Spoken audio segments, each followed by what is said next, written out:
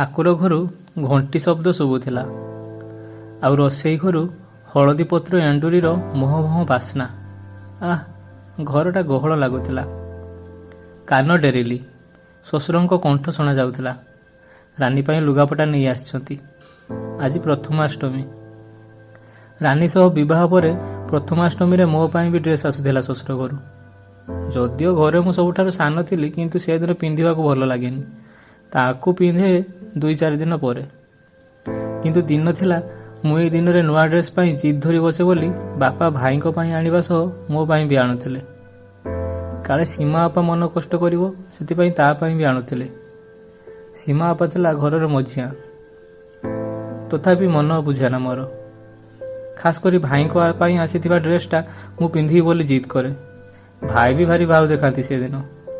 ବୋଉ ମୋତେ ବୁଝାଇବାକୁ ଚେଷ୍ଟା କରେ, ଆରେ ସେ ପରା ଘରର ବଡ଼ ପୁଅ, ତେଣୁ ତା ଉପରେ ବେଶୀ ଦାୟିତ୍ୱ ରହେ ଘରର।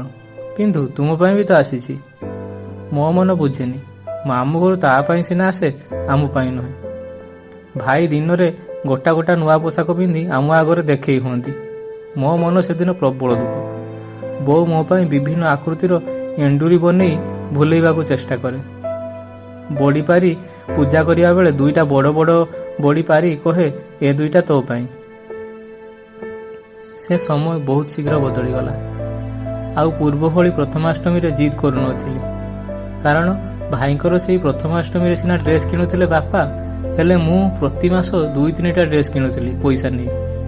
ଆଉ ସେ ପଇସା ଭାଇଙ୍କ ପାଖରୁ ହିଁ ନେଉଥିଲି। କାରଣ ସେ ପାଠ ପଢ଼ା ସହ ଟ୍ୟୁସନ୍ ଆରମ୍ଭ କରିଦେଇଥିଲେ। କେବଳ ମୋ ଡ୍ରେସ୍ କିମ୍ବା ପକେଟ୍ ମନି ନୁହେଁ, କେବେ ବାପାଙ୍କର ଘରି ଯାଇଥିବା ଜୋତା ଦେଖି ତାଙ୍କ ପାଇଁ ନୂଆ ଜୋତା ହଳେ, ଶୀତଦିନେ ବୋଉର ଥରିଲା ଦେହ ପାଇଁ ଚାଦର ଖଣ୍ଡେ, ସୀମା ବାପା ପାଇଁ ସ୍କାର୍ଫ ଗୋଟେ ଆଣନ୍ତି ତାଙ୍କ ସକ୍ଷମତା ଅନୁଯାୟୀ। ତଥାପି ପ୍ରଥମାଷ୍ଟମୀ ଦିନ ତାଙ୍କୁ ନୂଆ ଖଣ୍ଡେ ପିନ୍ଧିବାର ଦେଖିଲେ ସୃଷ୍ଟିକର୍ତ୍ତାଙ୍କ ଉପରେ ମୋ ସିରିଏଲ୍ ନମ୍ବର ପାଇଁ ବହୁତ ରାଗ ହୁଏ ମୋ ମନରେ। ମିଲିଟାରୀରେ ଭଲ ଦରମା ଭାବି ଭାଇ ଆର୍ମିରେ ଯୋଗଦାନ କଲେ। ସୀମା ବାପା ବାହାଘର, ଘରଟିଏ ତୋଳା ହେବ, ମୋ ପଢ଼ା ଖର୍ଚ୍ଚ ଏସବୁ ତୁଲାଇବାକୁ ବାପାଙ୍କ ସହ କାନ୍ଧ ମିଳେଇବାକୁ। କ୍ରମେ ଘରର ସବୁ ସମସ୍ୟା ଧୀରେ ଧୀରେ ସମାଧାନ ହେବାକୁ ଲାଗିଲା। ସୀମା ବାପା ବାହାଘର ପାଇଁ ପାତ୍ର ଖୋଜା ଚାଲିଥାଏ। ହେଲେ 1999ର କାର୍ଗିଲ ଯୁଦ୍ଧ ସମୟରେ ଭାଇର ଅଣ୍ଟାରେ ଗୁଳି ଲାଗିବା ଖବରରେ ପୁରା ଘର ଆମୋଦ ହୋଲିଗଲା। ସେଥିପାଇଁ ବଡ଼ ପୁଅକୁ ଘରର ମେରୁଦଣ୍ଡ କୁହାଯାଏ ବୋଲି ସେଦିନ ବୁଝିଗଲି। ଘରତଳା ଅଧା ହୋଇ ପଡ଼ିଥିଲା। ସୀମା ବାପା ବାହାଘର ହୋଇନଥିଲା। ମୋ ପାଠପଢ଼ା ସରିଥିଲେ ବି ଜବ୍ ମିଳିନଥାଏ। ଅପରେସନ୍ ପରେ ଭାଇଙ୍କ ଅଣ୍ଟାରୁ ଗୁଳି ସିନା ବାହାର କରିଦିଆଯାଇଥିଲା, ହେଲେ ହୁଇଲ୍ ଚେୟାର ତାଙ୍କର ଏକ ସାହାରା ହୋଇ ରହିଗଲା।